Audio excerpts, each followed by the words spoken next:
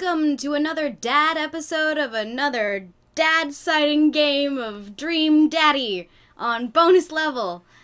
How many more times can I say dad? Probably several, considering the game that we're playing. But last time we went to go work out at the gym, and we were nearly late to go and meet Amanda. I'm guessing it's like parent-teacher conference week or something, because I don't know why else we'd be going to a school at 4 o'clock in the afternoon. That's usually well after when school ends. So I got my visitor sticker. Alright. I feel pretty haggard after not brushing my teeth or showering. Oh, gross. But hopefully nobody will notice. Someone will notice. I check my watch and I'm relieved to see that I'm only 2 minutes late. Wait, was it room 103 or 108? I spot a youth standing at his locker and approach him for help. Wow. That is an old person thing to say. A youth? Excuse me, do you know where Mr. Vega's classroom is? The youth turns around and looks me up and down with heavily lined eyes. Wow, that is a look, dude. You are, wow. You look so moody and angsty. They really nailed the whole, like, teenager thing. Come on, kid, I'm late for a meeting. Mr. Who? Mr. Vega. I don't know. Have you tried the exit? Okay, wise guy. Are you going to help me or not? Fine. Up those stairs and to the left. Can't miss 'em. I head up the stairs and walk around, unable to find Mr. Vega's class anywhere. After a couple of minutes of searching, I head back downstairs. That punk youth sent me on a wild goose chase. I get back to where that low-rent Gerard Way is standing, fully ready to give him a piece of my mind. I don't get that reference. When suddenly a head pops out of the classroom next to his locker. Lucian, don't you have a third period to get to? Fine, Mr. Vega. Oh. Wow. Now I'm officially 10 minutes late. I glare at him as he walks away. We're not cool. You must be Houseman. This period's almost over. Would you mind waiting in the back? Mr. Vega leads me in and I take a seat in one of those comically small student desks in the back. I might get stuck in this. Oh. Alright, where were we? Now, who can tell me about the unreliability of the narrator in J.D. Salinger's Catcher in the Rye? Yes, Colin? Colin stands up and does the thing where he blows into the crook of his elbow to make a fart noise. The whole class erupts in laughter. All right, everybody. Very funny, Colin. Please sit down. Now, Holden Caulfield is an unreliable narrator in the sense that the bell for the end of the period rings. All the students immediately get up and make a break for the door. Sweet Manchego. Sweet Manchego? Is that what it just said? Oh, that's the best part of this game so far. I didn't know they were going to throw in things like that. Remember to do the reading and answer the response questions on page 194 in your textbook. Nobody's listening. Or not, I guess. Wow, that's your response? You are a bad teacher. Mr. Vega turns to me and sighs. Middle schoolers, right? Don't you teach high schoolers? Both. You know, budget cuts. Wow, those are some deep cuts if you got middle schoolers and high schoolers intermingling. Right. Oh. Thanks so much for coming in. No problem, Mr. Vega. Please, call me Hugo. I don't normally do these impromptu parent-teacher meetings, but as I'm sure you know, Amanda's a very bright student, and I'm concerned about her recent behavior. What's going on? Amanda has never been the most engaged student, but I know she cares. Recently, though, she's been falling behind. She's not completing assignments and has been doing rather poorly on tests. I'd normally chalk this up to senioritis, but this is strange. I thought Amanda's always shared everything with me. It hasn't even crossed my mind that something might be wrong. I just wanted to ask, is everything okay at home? We just moved. Well, we just moved recently, but it was only to the other side of town, and Amanda was more excited about it than I was. See if you can talk to her about it. I know she values you a great deal and would appreciate your guidance. If she keeps heading down this road, I know how important art school is to her, and I would hate to see her miss out on scholarship money that she clearly deserves. I'll make sure to talk to Amanda. Thanks for letting me know, Hugo. Hey. Anytime. On my way out, I stopped, thinking for a moment. I turned to Hugo. Hey, Hugo? Hmm? Yes? Did you ever catch that rye? Oh. That's funny. Yes. Aw, we got that for free. I didn't even have to make a decision about that. I leave the classroom and make my way out of the school. I'm still a little bit in shock that Amanda was able to hide this so well from me. She's been such a force for positivity in my life, especially after we lost her mother. Amanda must be done with classes for the day by now. I'm sure she would appreciate a ride home. Maybe I can talk to her about what's going on. ... I pull up to the carpool and Amanda hops in the passenger seat. So, did you have fun gossiping about me? Mr. Vega and I actually just gossiped about our celebrity crushes. So you talked about Mario Batali the whole time? Mario Batali? Really?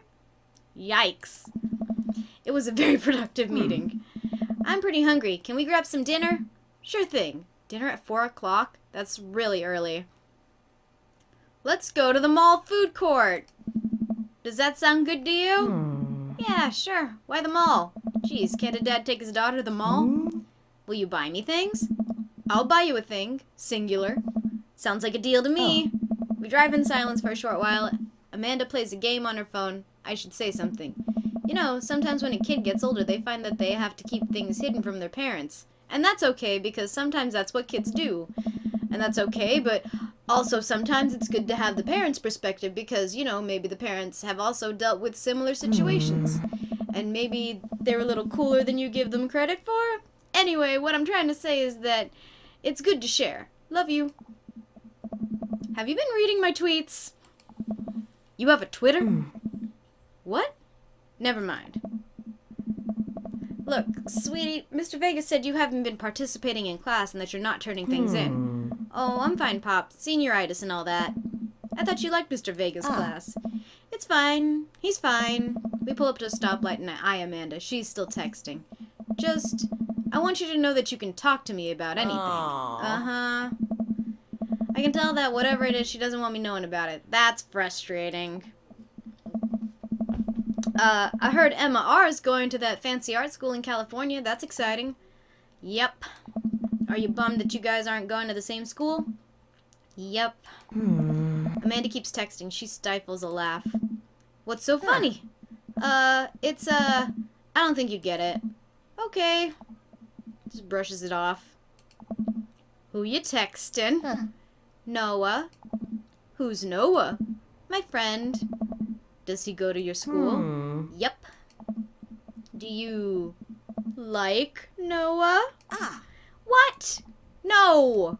Dad? Ugh. I can't believe you would... Dad. I mean, geez. Why would you... Ugh. But this is gonna go on for a while, isn't it? Gross. Sorry, just asking. Dad, he's just my friend. Guys and girls can be friends. He's my friend. Okay. Jeez. This is going well. It is not. Well, good talk. Love you, kiddo. She leans forward and turns up the radio. I guess that conversation is over. To the mall, then! Alright, so we're gonna get food instead of make food. That's, you know, a little easier. We just moved. We probably don't have all of our pots and pans unpacked. Having just moved myself, I know these feelings, and I know how to manage it. We arrive at the mall, a big indoor shopping center with a couple of different floors. It's kind of dead, but that doesn't stop a mall security guard from yelling at a group of loitering teens. Let's eat something disgusting for dinner. Yes. Hell yeah. Language, Missy. Heck yeah? Better. Aww. We approach the food court and evaluate our options. There's greasy restaurant after greasy restaurant after greasy restaurant after greasy restaurant after greasy restaurant. My heart burns just looking at the menus. Nobody looks happy to be here. It's the mall. No one is happy to be there. Especially during Christmas time. No one wants to be there during Christmas time. What are you in the mood for? Bread dipped in sugar? Bread with cheese on it? Or do you just want me to inject some fat directly into your bloodstream? I extend my hand to her. Would you do me the honor of sharing some nachos? She takes my hand with a grin. It would make me the happiest, cheesiest girl alive. We order a giant pile of chips and unnaturally orange cheese from a very unenthusiastic and possibly stoned teenager. Oh, 420 blaze it! Bam, bam, bam, bam, bam, bam, bam. We take a seat at a rickety table and dig in. These are bad. These are very bad, but also strangely delicious. Huh? We have to eat through the pain. We made up for this with the gym this morning. I don't know if you remember that, but we went to the gym.